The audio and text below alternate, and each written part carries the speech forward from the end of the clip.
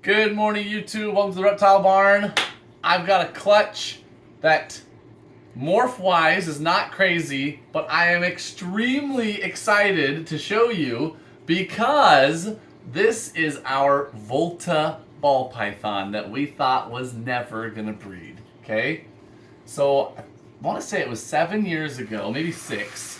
Someone reached out to us and said he had a Volta, which for those of you who don't know, a Volta ball python is a locality in Africa. It's a Volta, I think it's a mountain range, where for some reason the wild ball pythons get absolutely enormous. Oh, look at that, just picture perfect coils. Just what you want to see. And these big snakes people like. And also, they're valuable because they tend to lay bigger clutches. So if you have Volta blood in your ball python collection, you'll tend to get really big clutches. But he had her for something like 14 months and she'd never eaten for him. Which, you know, that's bad. Even for a ball python, that is just staggering. She was skin and bones, she was dying, and he reached out to us because he had seen a video that we keep gerbils. And he was like, hey, maybe she'll eat the gerbils. Can I send her to you? And we were like, yeah. So we sent her up. We offered her a gerbil and kablam. And she still didn't eat great, but she started eating, started putting weight. I mean, she was down to like 1,600 grams. She is the longest ball python we have. Her head is humongous. 1,600 grams, we guessed, was a third of the weight she should have been at, maybe a quarter. And it proved true because over the years, as she slowly bulked back up, now she's I don't know what she is exactly right now because she just laid a bunch of eggs, but she's like a 5,000 gram snake or something like that. So, anyways, only in the last like 2 years have we felt comfortable enough with her size to really try and breed her. And she wasn't taking, and we just had kind of decided, okay, well, she's a good pet then. And then all of a sudden, this season, she showed all the signs, and we started pairing her up with Onyx, who's a GHI Enchi yellow belly. She seemed to really like him. They locked a bunch of times, and she laid a beautiful clutch of eggs. Look at that. All right. So here's the mama. She still looks really good. And you know, this is a wild caught animal, guys, and she is not like rapid fire striking. I say that and then she's gonna bite me, but I'm gonna go wash her off and then we'll put her away. But she looks empty. Oops, okay. Yep, she feels empty. So I'll go wash her off so she doesn't smell like eggs anymore, and I'll be right back. Okay, I got her washed off.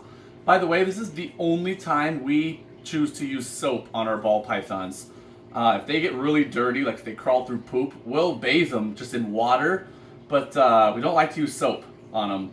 However, when a female lays her eggs, she gets very, very protective of them, wants to coil them, keep them warm, keep them humid, and the only way to really get them out of that is if they can't smell their eggs whatsoever. So we do use soap on them, a mild soap like a dish soap, just that one time a year for that reason, so that she will kind of get out of egg mode and back into just normal life where she'll eat and everything, because usually on eggs they won't eat.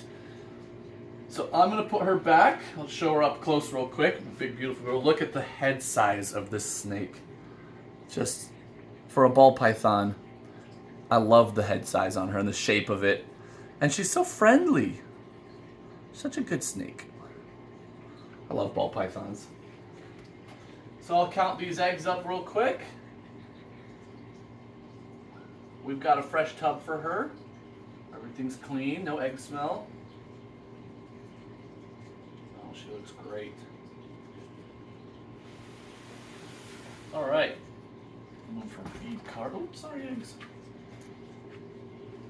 So, while there are occasionally Volta ball pythons that are 7,000, I've even heard of 8,000 plus gram ball pythons, she is not that big.